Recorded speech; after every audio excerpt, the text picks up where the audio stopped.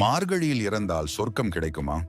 மார்கழி மாதத்திலும் அதன் முடிவில் வரும் மகர சங்கராந்தி அன்றும் உயிர் இழப்பவர்கள் நேரடியாக சொர்க்கத்திற்கு செல்வார்கள் என்பது உண்மைதான்.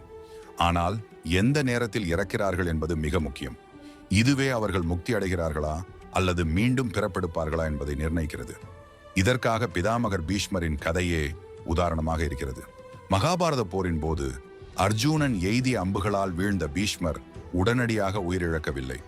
எப்பொழுது விரும்புகிறாரோ அப்போது மட்டுமே அவரது உயிர் உடலை விட்டு பிரியும் என பீஷ்மர் பெற்ற வரத்தால் அம்பு படுக்கையில் 58 நாட்கள் இருந்தார்.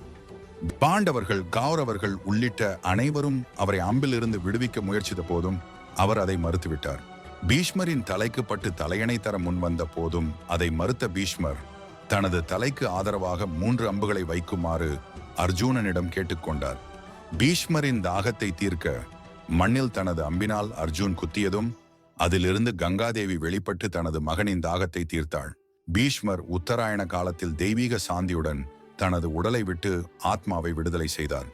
இறுதியாக மார்கழியில் இறந்தால் சொர்க்கம் கிடைக்குமா என்ற கேள்விக்கு பீஷ்மரின் வரலாறு துல்லியமான பதிலாக இருக்கிறது. சொர்க்கத்தை மட்டுமல்ல, முக்தியையும் பெற முடியும். ஆனால் இதற்கு நேரம், கர்மா மற்றும் ஆன்மீக சிந்தனைகளின் தாக்கம் முக்கியமாகும்.